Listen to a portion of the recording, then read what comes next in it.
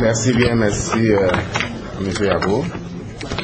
Merci à la Ligue professionnelle d'associer la Commission centrale des arbitres à cet événement et qui nous donne l'opportunité d'échanger en direct avec la presse nationale.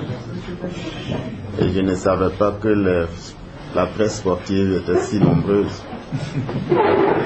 C'est avec plaisir que je découvre cela.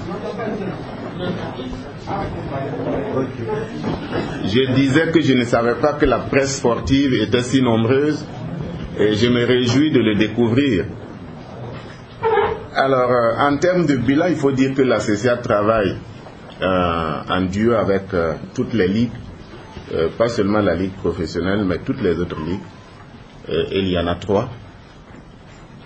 Et pour faire un bilan global, nous pouvons dire que nous avons contribué à gérer neuf compétitions organisées par la fédération, avec l'ensemble donc de ces ligues. Il y a notamment la D1 avec 240 matchs, la D2 avec 480 matchs, la D3 avec 30 matchs. Il faut dire que les 30 matchs dont il est question, c'est la phase nationale. Parce que la D3, il y a eu une phase régionale qui a permis la qualification pour le championnat national. La Coupe du Faso Homme avec 58 matchs. La Coupe du Faso Dames avec 15 matchs. La Coupe du Faso, la Coupe de la Fédération dédiée aux équipes D3 avec 15 matchs. Le championnat D1 féminin avec 56 matchs. Le championnat D2 féminin avec 15 matchs. Et la petite catégorie composée des matchs de juniors, cadets et minimes avec environ 280 matchs prévus. Il faut dire que cette compétition n'est pas encore finie. Donc c'est quand nous allons finir toutes ces compétitions que nous aurons exactement le nombre de matchs couverts. Donc on peut dire qu'à ce jour, nous avons couvert environ 1000 matchs avec 147 arbitres. Quand on fait la comparaison, ça a été une difficulté, mais nous avons pu le faire. Ces matchs n'ont pas été gérés sans difficulté. Et pour prendre donc les dispositions, il faut dire que la CCA a en son sein un certain nombre de démembrements, dont une sous-commission chargée des désignations et du suivi des arbitres. C'est un groupe composé de 8 personnes qui se réunit pratiquement tous les mardis et éventuellement d'autres jours en cas de besoin pour faire non seulement la désignation des arbitres, mais aussi d'échanger sur le comportement des arbitres sur le terrain et aux besoins proposés soit des sanctions positives ou négatives. À ce jour, on peut noter que nous avons enregistré 34 matchs à difficulté, c'est-à-dire 34 matchs, toutes les compétitions D3, D2, D1 et féminins réunis. Nous avons enregistré 34 matchs à problème, c'est-à-dire des matchs où il y a eu des difficultés d'arbitrage. Cela s'entend. Nous avons enregistré également des cas d'agression d'arbitre au nombre de 10 cas. Nous avons dû mettre en veilleuse un certain nombre d'arbitres dont le comportement ou la prestation n'était pas à la hauteur. Ils sont au nombre de 13, dont 2 l'ont été formellement avec écrit. Il faut dire qu'à ce niveau, il y a deux façons de gérer ces situations. Lorsque nous recevons les rapports et les arbitres n'ont pas été à la hauteur, nous mettons souvent certains arbitres en repos sur 2 matchs, 3 matchs, 4 matchs. Et quand c'est accompagné d'un rapport du commissaire et c'est expressif que les arbitres ont raté leur match, là nous prenons une décision. Nous faisons prendre une décision parce que la commission n'est pas habilitée à prendre des décisions écrites. C'est la fédération qui le comité exécutif donc, qui prend les décisions et nous faisons des propositions. Et dans ce cadre-là, il y a 2 arbitres qui ont été suspendus officiellement avec écrit. Alors, pour réussir donc toutes ces activités, il faut dire que nous avons le rôle de former, de recycler et d'accompagner les arbitres. Et à ce niveau, nous avons enregistré des formations pour l'ensemble des arbitres. Donc des formations continues pour les arbitres de D1, pour les arbitres de D2 et les autres catégories. Chaque groupe a eu au moins un stage.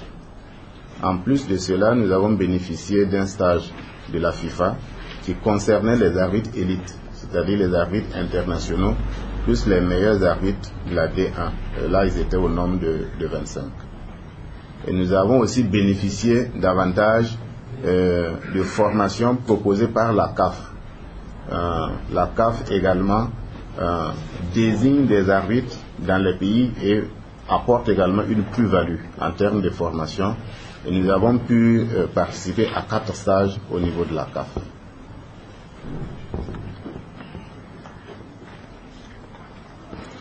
Nous avons formé aussi de nouveaux arbitres parce que, comme je l'ai dit, le nombre d'arbitres était insuffisant pour couvrir l'ensemble des compétitions au même moment.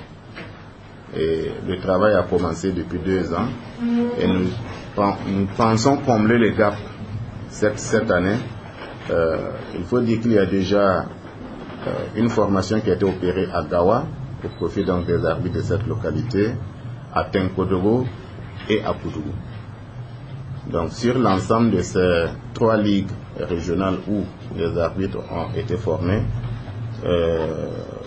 nous avons enregistré 47 qui ont été admis parce que la formation c'est un module qui induit non seulement tous les apprentissages mais aussi une évaluation pour obtenir le premier diplôme d'arbitrage qui est le diplôme de district. C'est à partir de ce moment que vous êtes déclaré arbitre. Nous avons en chantier 3 formations qui vont commencer bientôt, 2 à Ouaga et 1 à Bobo. Et l'objectif, c'est former au moins 70 arbitres pour compléter l'effectif. Et nous aurons en principe pour le démarrage de la saison prochaine environ 250 arbitres prêts pour l'ensemble des compétitions. Donc voilà ce qui est fait et ce qui est prévu pour donc accompagner l'ensemble de la mise en œuvre des compétitions de la fédération qui ont aussi augmenté dans les 2 dernières années. Les difficultés, on en a eu également parce que la D1, nous avions mis en place un groupe d'inspecteurs arbitres qui évolué les 2 saisons passées. Cette année, pour diverses raisons, on a suspendu donc la participation donc de ces inspecteurs. Et ça a été une difficulté pour nous en termes de suivi et évaluation. Parce qu'ils avaient non seulement la mission d'évaluer les arbitres, mais aussi de leur apporter l'accompagnement nécessaire. Vous savez que les arbitres, c'est comme les joueurs, ils ont besoin d'un coaching, ils ont besoin de savoir si leurs décisions sont correctes et quels sont les problèmes liés à leur insuffisance. Si vous dites à un arbitre, tu ne prends pas bien les hors-jeux, tout le monde peut voir ça. Mais quelle est la raison qui fait qu'il ne prend pas les hors-jeux? Est-ce que c'est la compréhension de la loi? Est-ce que c'est son placement, son positionnement? Normalement, les inspecteurs étaient mieux outillés parce que c'est des anciens arbitres pour mieux accompagner les arbitres. Mais ça a été en tout cas une difficulté parce que nous ne les avons pas eu cette année. Sauf aux dernières journées, je crois les 5 dernières journées, où nous avons demandé à les remettre. Et quand on les a remis, je pense qu'on a eu de meilleurs résultats. Donc, la notation donc a été faite par l'ensemble des commissaires. Et j'avoue qu'il y en a qui n'étaient pas expérimentés. Et ça créait des difficultés en termes de qualité même de la notation.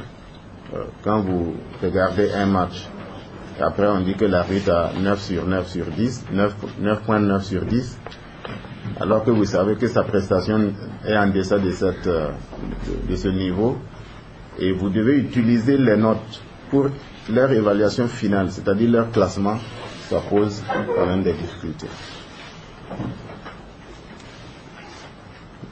L'autre difficulté, c'est la gestion des informations des arbitres.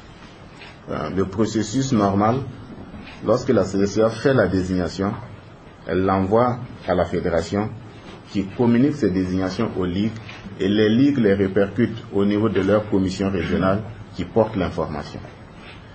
Alors, il faut dire que par moment, avant, les ligues étaient outillées à donner des papiers physiques de désignation aux arbitres, ce qui permettait à ceux qui travaillent de pouvoir, sur cette base-là, demander des autorisations. Parce que les arbitres, l'arbitrage, ce n'est pas un métier. Les gens font leur travail et ils viennent faire ça pour compléter leurs activités parce que c'est un désir de le faire. Mais à un certain niveau, ça devient exigeant. Parce que les gens se déplacent beaucoup et quittent les services. Souvent, quand les matchs sont en semaine, c'est davantage de difficultés.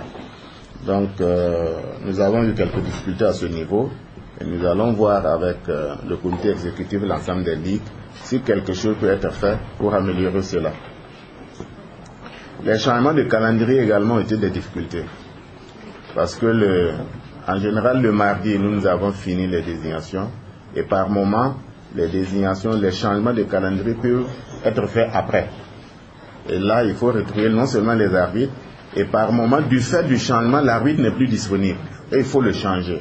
Et quand vous changez un, ça devient une difficulté sur la chaîne. Et on remarque que beaucoup de matchs à difficulté ou à problème sont liés à ces changements.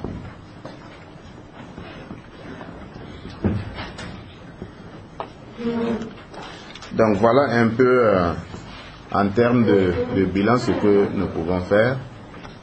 En attendant éventuellement de compléter